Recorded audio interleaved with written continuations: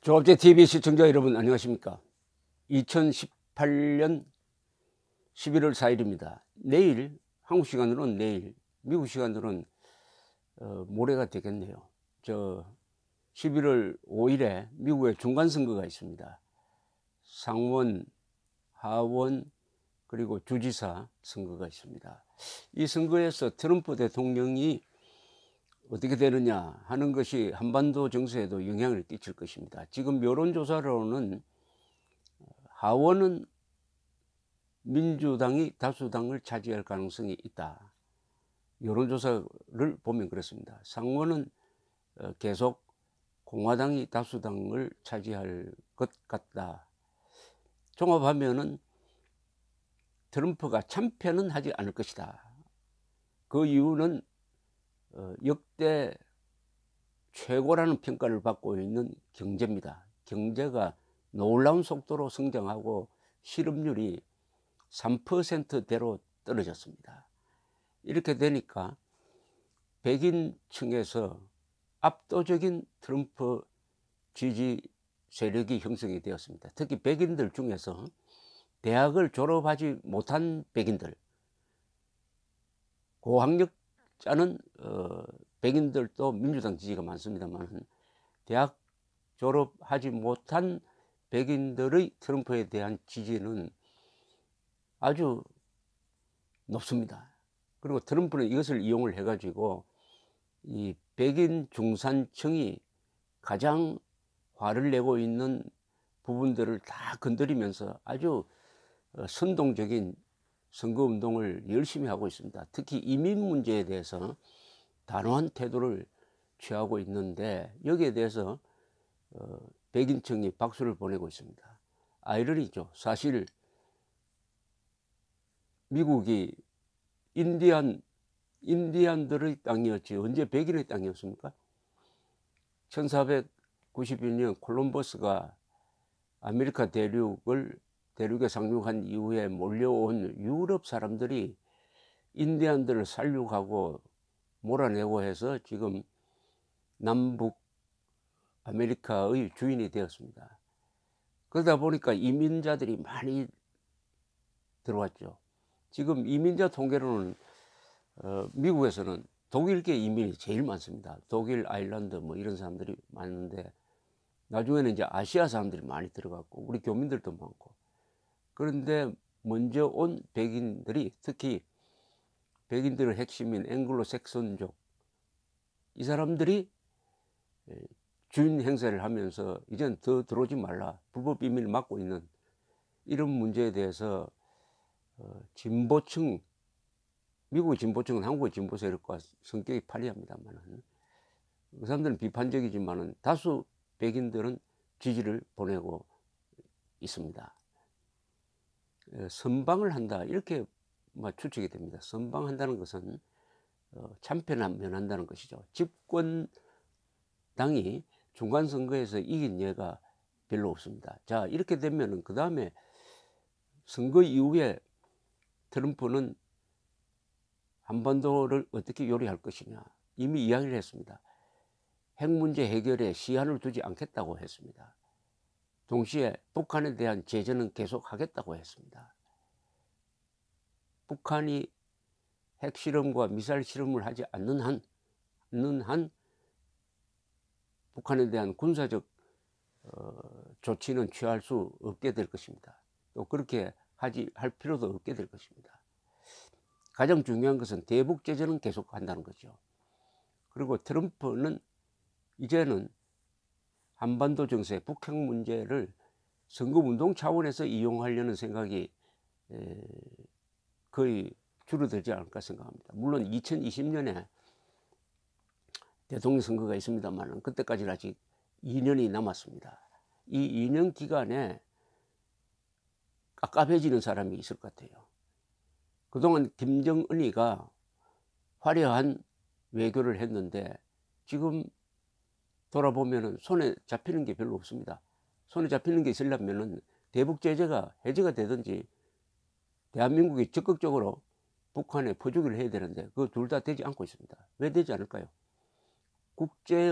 국제적 구조 때문이죠.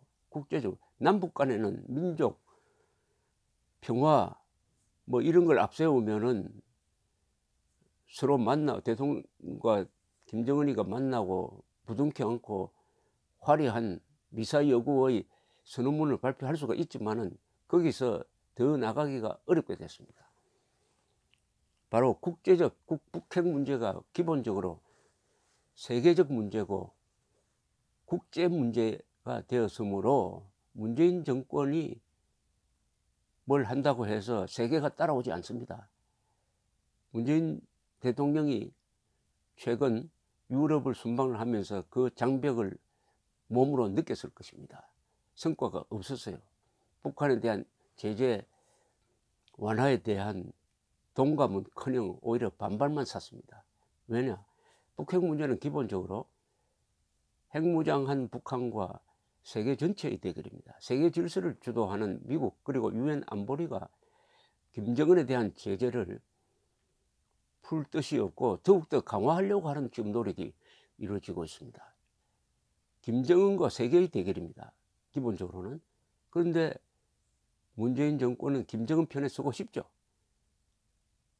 말로서는 그렇게 하고 있습니다. 그러나 행동으로 그렇게 할 수 있느냐? 그렇게 하면은 대한민국 경제가 희생될 수가 있죠. 미국의 제재에 걸려가지고 또는 유엔의 제재에 걸려가지고 꼼짝달싹 못하게 되어 있습니다. 사실은 크게 보면은. 그래서 깝깝하기는 김정은이나 문재인 대통령이나 우리 국민이나 다 마찬가지입니다. 다 깝깝한 상태입니다. 마음대로 할 수 있는 김정은도 아니고 마음대로 할 수 있는 문재인 대통령도 아니고 마음대로 할 수 있는 우리 국민도 아닙니다. 다 갑갑한 상태니까 이럴 때는 어떤 태도로 임해야 되느냐. 첫째, 초조할 필요가 없습니다. 당황해서는 안 됩니다. 그리고 버티어내야 합니다. 견디어내야 합니다. 버티고 견디면 반드시 찬스가 옵니다. 우리가 야구를 보면서 느끼는 것 아닙니까? 결국 희망을 잃지 않고 버티는 팀이 9회 말에 역전승하는 것을 수도 없이 많이 봅니다. 우리 한국의 국민들, 정상적 국민들은 이 상황을 견뎌내야 합니다. 절대로 비관해서는 안 됩니다. 비관할 필요도 없는 게 김정은이가 문재인 대통령만 만나면 잘 나가는 것 같지만은 세계 속에서 김정은이는 더욱더 고립되고 북한의 경제는 올해도 마이너스 성장으로 갈 것입니다. 정상적인 나라 같으면 저 경제 때문에 북한 정권이 엎어져야 합니다. 그리고 대한민국은 문재인 대통령의 지지율은 다시 하락세로 돌아섰습니다. 반짝 김정은을 만나서 49% 되는 지지율을 60%로 올렸다가 다시 떨어지고 원위치하고 있습니다. 이 추세 또한 막을 수가 없습니다. 김정은이가 연말에 올 수 있을까요? 저는 회의적입니다. 온다고 해도 손에 잡히는 것은 없을 것입니다.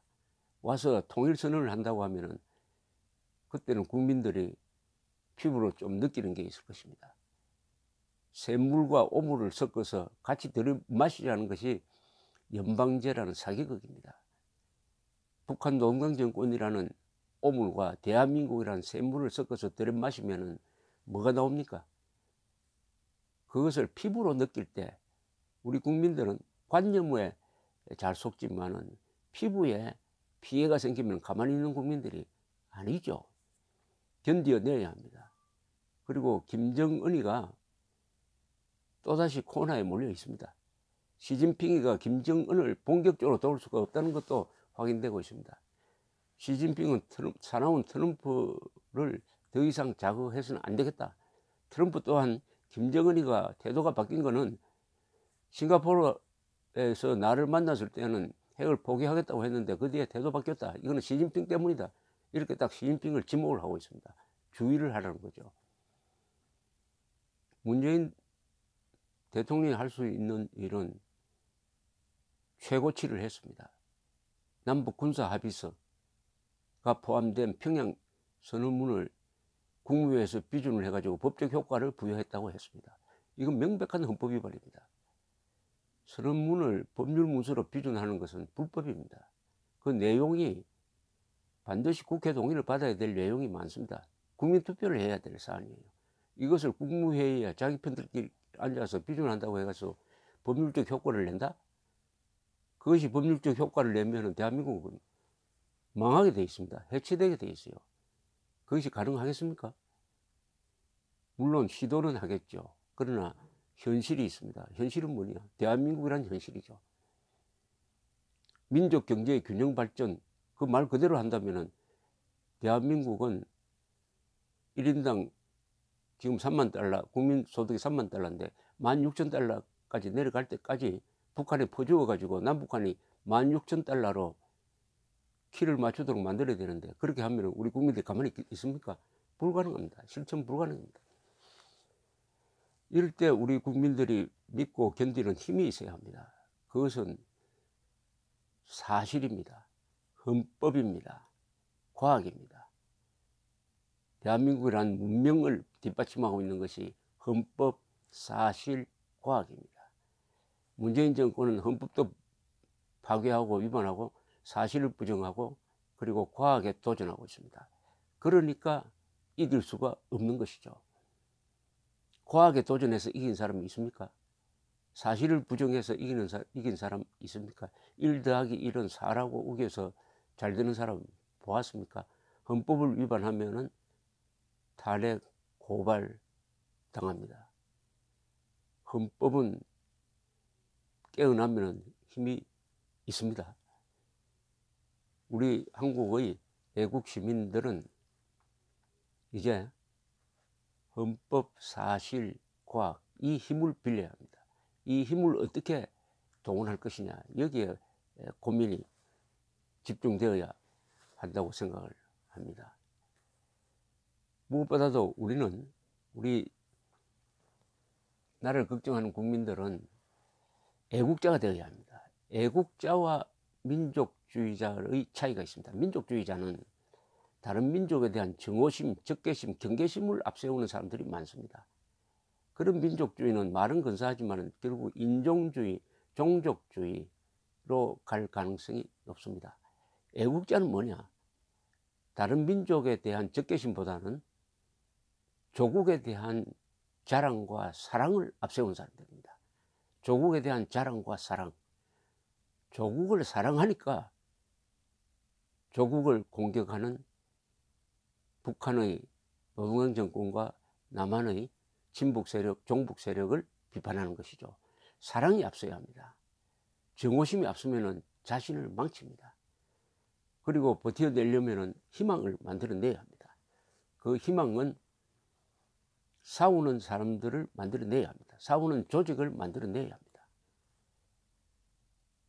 본인이 싸우지 않더라도 같이 싸우는 방법은 지갑을 열고 손발을 움직이는 것이죠. 그리고 거리로 나서야 합니다. 인터넷에서 열심히 글을 써서 구체적 행동을 보여줘야 합니다. 무엇보다도 알아서 기면 안 됩니다. 수많은 독재 정권이, 세계 독재 정권이 어떻게 만들어졌느냐. 알아서 기는 사람들이 너무 많으니까 아주 손쉽게 독재 권력을 행사할 수 있게 되었습니다. 알아서 기면 안 됩니다. 따라서 대한민국은 머리 좋은 사람들은 많습니다. 돈 있는 사람도 많습니다. 그 좋은 머리와 돈을 나라 지키는데 쓰려면 용기가 있어야 합니다. 용기가 부족하면 나라가 망합니다. 머리 좋은 사람이 부족해서 망한 나라 없습니다. 용기 있는 사람이 부족하거나 없어서 나라는 망하는 것입니다. 애국은 마음으로 하는 것이 아니고 손발과 지갑으로 한다. 지갑으로 한다. 버티면 찬스가 온다. 김정은도 문재인도 우리도 깍밥하기는 마찬가지다. 처변불경, 병고를 당해서 놀라지 말자. 이렇게 말씀드리고 싶습니다. 감사합니다.